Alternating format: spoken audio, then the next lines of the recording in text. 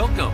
I'm Doug Morgan, and you're listening to Uncommon Sense, where we hunt for the truth in the topics you're not supposed to talk about, Christianity and politics.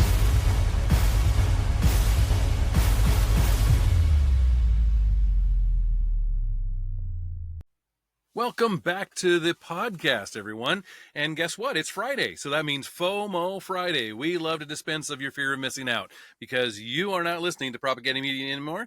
So you want to still know what's happening around you, and so you come here to the podcast every Friday to see what stories that you need to know. And this week, we're going to start off with a couple of updates because there's some stories that we've brought to you that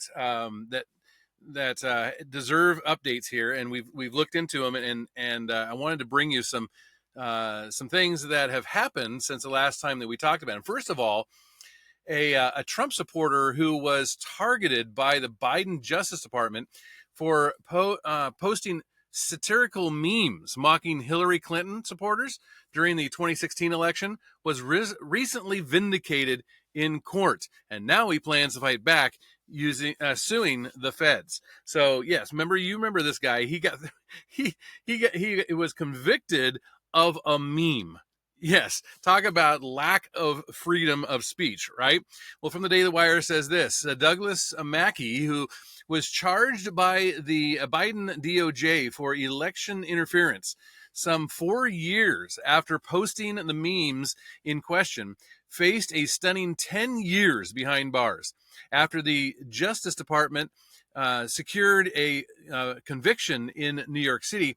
Mackey was sentenced to 7 months behind bars in 2023, but the sentence was delayed by an appeals court. On Wednesday, a 3-judge panel on the the U.S. Court of Appeals for the Second Circuit revised Mackey's conviction and directed a lower court to enter a judgment of acquittal. Now, speaking to the Daily Wire on Thursday, Mackey said he plans to file a civil lawsuit against the Department of Justice for political weaponization and misconduct, and suggested he'll be seeking damages totaling at least $1 million. And good for him. He said, quote, "As the circuit court ruled, this case was brought without sufficient evidence," said Mackey. "They didn't have any evidence of an actual conspiracy, and that's just the first problem with the case. There are multiple that the court didn't even bother ruling on because they just looked and said there's no evidence. And based on that, we have to assume that they brought this case for political reasons, because why else would you bring this case?" I mean, he also continued by saying, "I think it's egregious." He says, "I think that it's politicized weaponization, and I think it's misconduct. The damages are a lot," he said. "I mean, if we're talking about just purely legal fees, we're talking $1 million to $1.5 million that I had to raise. And a lot of that, I spent a lot of my own money." Though Mackey was ultimately acquitted, the legal saga consumed more than 4 years of his life, which he said took a toll on him and his family and his friends. He said, quote, "It was a very lonely battle because this was kind of a low point for President Trump and his supporters." He said, "We were being persecuted, chased around, hounded. President Trump was actually indicted for the first time during the trial, and especially the trial being in Brooklyn, there's not a lot of love for Trump supporters. It was a very lonely fight." Well, as for his family, Mackey told the Daily Wire his wife was pregnant during the trial and actually had an emergency C-section while he was in New York City being sentenced. Quote, "It's very difficult, especially for my wife," he said. "We got married during the case and had a child because she said, look, we can't wait forever. Who knows how long this thing's going to go on for." That was a blessing, but very, very difficult, as you can imagine. "My wife had to do an emergency C-section while I was in New York getting sentenced for this case in 2023. My family and friends, a lot of them stuck around and really were very strong supporters," he continued. "But as you can imagine, a lot of people when you get arrested and this is all over the news, they're thinking, well, there must be some great crime here. But once everybody actually looked at the facts of the case, it didn't matter if they liked Donald Trump or not. They realized that this case was complete nonsense. So it sort of was like lonely at first. Then everybody rallied around and we had a good fighting spirit. Well, Mackey expressed tremendous gratitude for his supporters and noted that they were able to raise over 7 figures for legal fees, but added, "We owe a lot of money still, too." so he's not out of the woods as of yet. But Mackey also explained that every penny of the fundraised money was spent on legal fees, since he was fortunately self-employed and able to support his family during the legal battle. This really is not always the case for individuals who've been demonized in the media. The prospects of a good outcome with the lawsuit, well, they seem likely. President Donald Trump has cited Mackey's case in an example of political persecution, and a White House policy advisor referenced the prosecution when discussing Trump's executive order to end the weaponization of the federal government. Moreover, the appeals court roundly rejected the government's arguments. Quote, "I didn't expect that it would be such a resounding victory," Mackey said on the court's ruling. "It's extremely rare for a case, number one, to be overturned on appeal. And number two, it's extremely rare for the appeals court to actually overrule the jury and say, no, the verdict was wrong. You have to enter a judgment of acquittal." That's extremely rare. And that just goes to show how weak and non-existent the government's case against me was, he said. Well, Mackey ended his interview by thanking his supporters, family, and friends. If supporters would like to chip in towards the lawsuit against the government, they can visit memedefensefund.com. Let me repeat that. It's memedefensefund.com. Mackey also called attention to other victims of government weaponization and specifically heightened the work of Cynthia Hughes at Patriot Freedom Project for helping such victims. So good for them. I mean, again, this was such an outrageous case, and I had to bring the update to you because the fact that he could get convicted of posting a meme, which I mean, truly the meme was funny, and it was about basically Hillary supporters telling them that they could go and vote the next day after the election. It was funny, and to be convicted of that was just absolutely outrageous, totally unconstitutional, against the First Amendment. Had to bring you that update. And speaking of updates, here's another one. In what appears to be a surrogacy scandal in California, 21 children who reportedly all born to surrogate mothers were removed from a home and placed in protective custody. The children were discovered when authorities went to investigate the suspected child abuse of a 2-month-old infant who suffered a traumatic head injury. And this is what ABC7 reported. It said, quote, "We discovered we discovered numerous children, 15 children to be specific, ranging in ages from 2 months old to 13 years old." That's what our Arcadia Police Lieutenant Colin Keedlow said. Many of the children were birthed through surrogacy, and then the male and female at the residence took legal guardianship of those kids. The quote, the discipline, both verbally and physically, was severe to the point where it supported the beliefs that child abuse was occurring inside the home, he said. Authorities later confirmed to the outlets that 21 children were in the home, 17 of whom are 3 years of age or younger, according to witnesses. And all 21 children are in custody of the Department of Children and Family Services at this time. The children were under the legal guardianship of Guzhong Zhang, who's 65, Sylvia Zhang, who's 38, both of whom were residing at the home. And the pair were initially arrested for felony child endangerment, but reportedly released from custody. And an arrest warrant has been issued for the nanny. Her name is Chunmei Lee, who's 56, and the woman was viewed on surveillance footage by authorities and remains currently at large. The FBI confirmed this week that they are investigating the matter, but declined to comment further on the case, according to the Daily Wire's Mary Margaret Olahan. On July 3rd was first to confirm that the feds were investigating and alleged allegations of the apparent China-tied for profit baby selling operation. We did a podcast, a FOMO Friday segment on this, and it's just sad. Executive director of the nonprofit Center of Bioethics and Culture, Callie Fell, said the scandal appears to be a surrogacy scheme. Anything goes, she said, and these clinics, these agencies are not regulated by any governing body. And that, to me, smells of trafficking, child trafficking.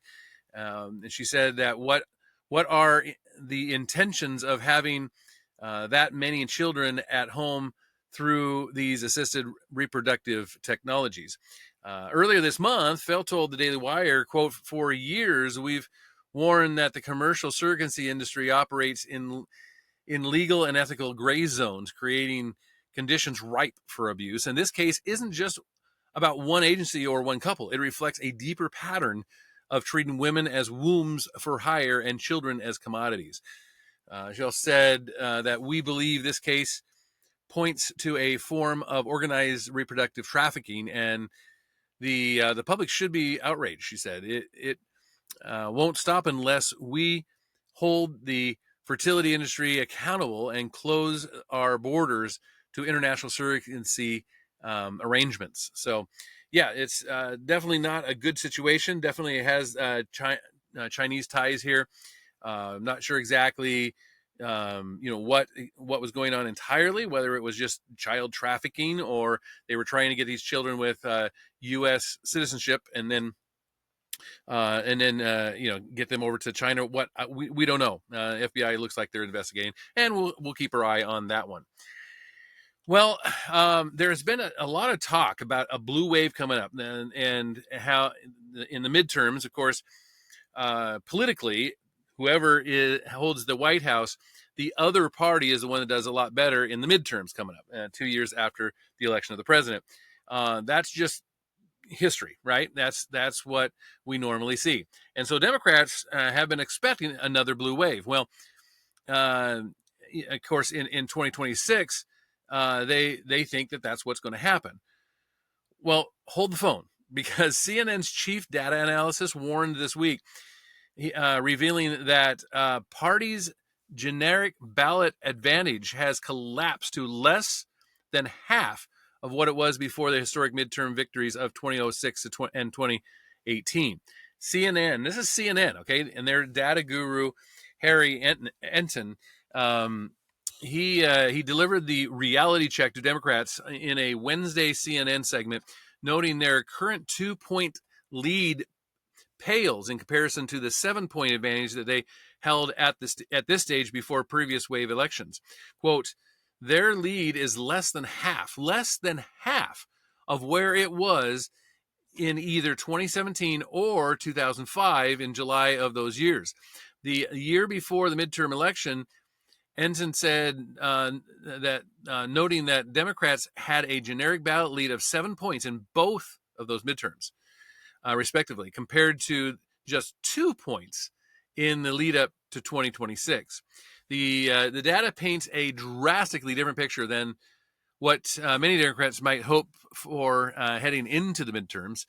Quote, "Yes, Donald Trump may be unpopular, but Democrats have not come anywhere close to sealing the deal at this particular point," he said, adding that Republicans are still very much in the game for control of Congress. Enton noted this election cycle more closely resembles 2024 than either of the previous Democratic wave years, telling viewers expectantly a Democratic sweep to hold the phone. At this particular point, this is a quote, at this particular point, this election cycle looks a lot more like 2024 than it does either 2018 or 2006. This is what he said based on the recent polling from Ipsos and other organizations. The CNN guru notes that the Cook Political Report's seat-by-seat analysis actually reveals more pickup opportunities for Republicans than for Democrats at projected net gain of 12 for the GOP. That's crazy. This is a midterm. This is supposed to go against the Republicans. In July of 2017, Cook projected a net gain of 33 for Democrats, and they ended up picking up 41 House seats during the 2018 midterm of Trump's first term. Midterm elections have historically, of course, served as a referendum on the party controlling the White House, and almost always go against that party.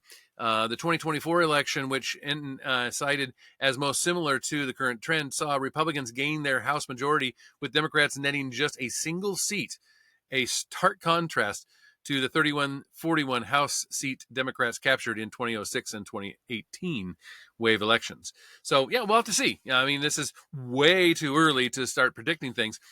But at this point, it's not looking too bad for the GOP. Well, can't really say the same for as far as not looking too bad for a couple that you may know. And again, I'm not a celebrity guy, but there's a lot of celebrity news that's come out this week. And Chip and Joanna Gaines, you probably know them if you watch any kind of TV, and they do a lot of refurbishing of homes and all this kind of stuff. And I know my wife and I, we've watched them and enjoyed their show. But as you may have heard this week, there's some controversy when it comes to them, and the fact that they have a new show coming out, and on the new show they are featuring a gay couple, two guys, and there's been some real blowback, and they haven't handled it too well. So I wanted to bring you this opinion piece by Ben Shapiro, because I thought he kind of put it best when it came to this. And so let me share that with you. He says, if you're an originalist or a conservative, there is a basic rule of thumb when it comes to judicial appointees. If you don't have a track record as originalist or a conservative, then you enter the bench. When you enter the bench, there's a good shot that very, very soon you will swirl to the left. This is also true in the world of universities, and it is also true in the world of Hollywood. If you go to Hollywood and you don't have an abundantly clear, long-standing track record as a religious conservative who stood stalwart in the face of left-wing aggression, there's a good shot that pretty quickly you are going to cave, because the pressure to be eaten up by the social values of the left in Hollywood is so extreme. That is apparently what has happened with the Chip and Joanna Gaines show, Back to the Frontier. They present themselves as devout Christians, and a lot of their fans are Christians and faith-based. But the new series features a gay couple with adopted children, and a lot of people are upset with Chip and Joanna Gaines because of this. They're saying, hold up a second. You purport to be religious Christians, and this is a show that I would normally watch with my family, but now here you are normalizing what is, by any sort of traditional Christian theology, sinful behavior. If you're a secular person and you're not a Christian, none of this really matters to you. But the reality is that people who are traditionally faithful to Scripture believe one man, one woman, and their children should be the basic standard for how families form. So for Christians who have made their money on being Christians, to actually now start infusing their shows with left-wing social values is a problem. The idea of the show is that they're going to relocate the conditions of, replicate the conditions of homesteading back on the range in the late 19th century. The gay couple on the show is Joe Riggs and Jason Hanna. Riggs told the Dallas Morning News that the show was, quote, an opportunity to put ourselves out there and help normalize families like ours, unquote. That, of course, is the goal whenever Hollywood does something like this, to say that all forms of families are morally the same. This goes all the way back to the early 1990s when Mrs. Doubtfire, you remember Robin Williams, lectured the American public that all forms of families were essentially morally equivalent. Well, Hannah opined, quote, when families like ours are visible, it opens doors for others to feel safe, loved, and validated. Visibly isn't just about being seen. Visibility isn't just about being seen. It's about making sure no one feels alone, unquote. Well, Chip Gaines was inundated with complaints from his fan base because Chip and Joanna Gaines' fans base is biblically loyal. The complaints pointed out things like, quote, listen, obviously this phenomenon exists in life. Gay marriage is legal in the United States, but that doesn't mean that you as a creator, a person that we trust with our time and the fact that our kids watch your shows, should be mainlining left-wing social values into your shows, unquote. Well, Chip Gaines then called all those people intolerant, saying in a post to X, quote, talk, ask questions, listen, maybe even learn. Too much to ask of modern American Christian culture? Judge first, understand later. Never. It's a sad Sunday when non-believers have never been confronted with hate or vitriol until they are introduced to a modern American Christian, unquote. That's what the Reality Star ended the post with, and he had an emoji of a broken heart. Well, okay, dude. That is about the worst approach that you can take towards your fan base. Put aside the morality of what he's saying, which is insipid. It turns out that traditional morality does draw lines between certain behaviors and other behaviors. It doesn't mean that you have to treat people badly.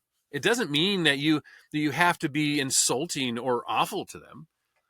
But if you are a traditional religious person and you believe that traditional marriage is the way that God intended for the world to work and nature designed the world to work, if that is what you believe, then you should stand by that, even when it is politically unpopular. That doesn't even mean that you can't have friends who are violating your faith standards. All Judeo-Christian teaching teaches that everyone sins. That's the normal way of how the world works. But that does not mean that the sin itself becomes normalized, which is exactly what the show intends to do. Many of the followers of Chip and Joanna Gaines are not only upset with the fact that the show is featuring this sort of stuff, they're upset with the fact that Chip is now sneering at them, looking down his nose at them, and suggesting that the real problem here is not that he was violated, that he has violated his own faith standards by, setting up a set of values that is unchristian, but that he believes that Christians themselves, by objecting to that promulgation, are thus demonstrating that they're intolerant and vicious and mean by objecting to the normalization of what Christians consider to be sinful. That is not mean or intolerant. That is simply saying there is a standard. And if you purport to be an upholder of that standard, then you should abide by it. If Chip and Joanna Gaines were a secular couple who had never purported to be a Christian, and they were making a show like this in Hollywood, no one would care. No one would bat an eye because the expectation would be different. And when you say that you are an adherent to a particular philosophy or a particular ideology, and this is true politically as well, and then you are disloyal to that idea, well, you should be called out. Chip and Joanna Gaines have made their money off American Christians who believe that Chip and Joanna Gaines are like them. They have been under fire for a long time, and they were accused of being anti-LGBTQ. And that's because if you are traditional Christian, Hollywood calls you a bigot and a homophobe. If we're to be honest with each other as a civilization and as human beings, we should be able to be honest about what we perceive to be the actual moral standards that are being violated. And just because you have friends who violate the moral standard, that doesn't mean that the moral standard ought to be obliterated, because then there's no moral standard at all. Niceness and civility are not moral standards. They are good things, but they aren't moral standards. They are not weight-bearing moral concepts. They are standards of behavior, and you need more than standards of behavior to build a civilization. If you are tasked with upholding a standard, you should uphold that standard. If you betray the standard, you should be called out for that. That is true politically. It is true with regard to religion, and it's true with regard to life more generally. So I think Chip and Joanna Gaines owe their fans a major apology. I talk about this cultural issue because it undergirds so much of politics and our social life together. And that's because two things can be true at once. One, you can hold a strong moral standard, a standard that matters.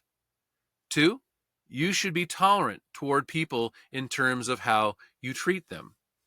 You can treat people nicely who don't abide by your moral standard as long as they're not actively hurting anyone else. But that does not mean the moral standard itself should change. And I just thought that was a good way to put it. And I think that you're going to see, some repercussions of what happened here when it came to Chip and Joanna Gaines. But anyway, wanted to bring you one other note and kind of end on this one. And this one, I've always said go woke, go broke. You don't always see that, but this one, might fit in that category. CBS will pull the plug on late night comedian Stephen Colbert. Yep, the Late Show. And they're going to do that next year in a purely financial decision. Then we're going to announce this on Thursday.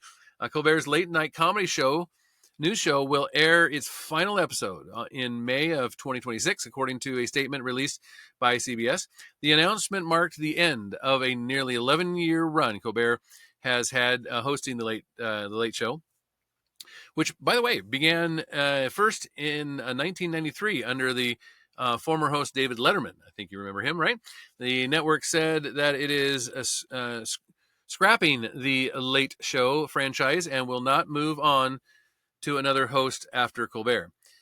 We consider Stephen Colbert irreplaceable and will retire the Late Show franchise at this time. And we are proud that Stephen called CBS home, and he and the broadcast will be remembered in the pantheon of greats that graced late night television, CBS said in a statement. Yeah, sure. That's why you're pulling it. Quote, "This is purely a financial decision against a challenging backdrop of late night. It is not related in any way to the show's performance, content, or other matters happening at Paramount." Yeah, just purely. Yeah, I'm sure it's financial. Colbert announced the news from his host chair at the top of the Thursday episode, and he said, quote, "I'm not being replaced. This is all just going away." So yeah, I mean, this, the late night shows have completely gone very liberal, and nobody wants to watch them. They have a liberal audience, yes, but that's not going to be enough to keep these guys going. And so Stephen Colbert is the first and probably not the last that we'll see of this. And it also shows a changing of the times. I think what we're seeing here, you wouldn't have seen this, let's say, I don't know, 4 years ago. But there has been a change in our society, and it is pendulum swinging back to more conservative. And I think that liberals have kind of showed their colors, and they've gone to the extreme, and so this is what we're getting. You're going to get more of this type of thing, and I think it's a good thing. But anyway, I'd love to hear your thoughts on it. Of course, you can always do that at uncommonsensepodcast.com. You can go, please, to our YouTube channel, where you can like and you can share, and it always helps. And thank you for listening. This podcast is a production of Morganite Communications.